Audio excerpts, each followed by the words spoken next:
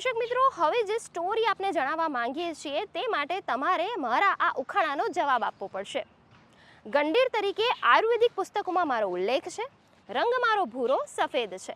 સોરઠ અને દરિયા કિનારે ઉગતું હું કંદ છું. ઔષધીય ગુણોથી ભરપૂર અને સ્વાદથી પણ ભરપૂર છું. તો બતાવો કોણ છું હું? જવાબ નથી મળતો? કંઈ વાંધો નહીં. તો ચાલો જાણીએ આ કંદ વિશે વિગતવાર. ગરમર જે છે એ એક પ્રકારના રૂટ્સ છે, મૂળ છે, અને સૌરાષ્ટ્રમાં, ગુજરાતમાં, સાઉથ ગુજરાતમાં, ઇન્ડિયાના પણ સધન પાર્ટમાં એ ખવાય છે. ગરમરને સંસ્કૃતમાં ગંડીર કહેવાય છે અને એનું આયુર્વેદમાં પણ વર્ણન છે. અને તમે જો એને મોડર્ન પર્સપેક્ટિવથી જોવા જાઓ તો ગરમરને કોલિયસ રૂટ એવું કહેવાય છે. અને કોલિયસ રૂટ જે છે એ બહુ જ બધા એના ફાયદાઓ છે ગરમરના. અમરેલીના ધારી ગામના ખેડૂત કરી રહ્યા છે અનેક વિશેષતાઓથી ભરપૂર ગરમરની પ્રાકૃતિક ખેતી. મર્યાદિત માત્રામાં અને ચોક્કસ સમયે થતી આ ખેતી વિશે ચાલો જાણીએ આ ધરતીપુત્ર પાસેથી. 1 વીઘે મારે 1 થી 1.5 લાખની ગરમર થાય. આય બેઠા વેસુ માર્કેટમાં ક્યાંય નહીં, બધી આઈને મારી લઈ જાય ગ્રાહક. આયુર્વેદિક ઓર્ગોનિક કરું, ગાયનું ગૌમૂત્ર ને એવું બધું સાટીને કરું છું. હું કોઈ જાતની દવા છાંટતો નથી. આ આખું વર્ષ ટકે છે.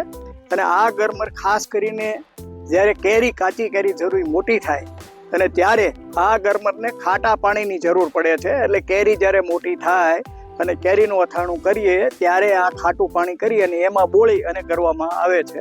અને તો જ આનું પરિણામ રહે છે અને તો સારી રહે છે અને ખૂબ જ મજા આવે છે. દર વર્ષે મારો બાબો અમેરિકામાં છે, એના માટે પણ આ અથાણું કરીને હું મોકલાવું છું અને એનો સ્વાદ તે જબરજસ્ત માણે છે અને તે વખાણ કરે છે. આ ઉપરાંત એના જે ડાળા હોય છે એ હું પોતે ડાયાબિટીક પેશન્ટ હોવાને કારણે મને એના સારો એવો ફાયદો લાગે છે. તેથી એની ડાળાનું પણ અથાણું હું બનાવું છું. શું ડાયાબિટીસમાં ગરમરના સેવનથી લાભ થઈ શકે? અને શું આ ઔષધીય કંદના અન્ય લાભ પણ છે? આવો જાણીએ નિષ્ણાત પાસેથી. ગરમરની અંદર ફોક્સકોલિન નામનું એક તત્વ છે. આ જે તત્વ છે એ આ બધા જ જે ચયાપચયને લગતા ઇશ્યુઝને એ બધા પર કામ કરે છે.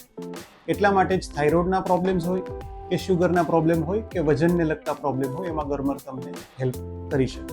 એની સામે ધ્યાન રાખવા જેવી બાબત શું છે તો ગરમર થોડી ગરમ છે પ્રકૃતિમાં.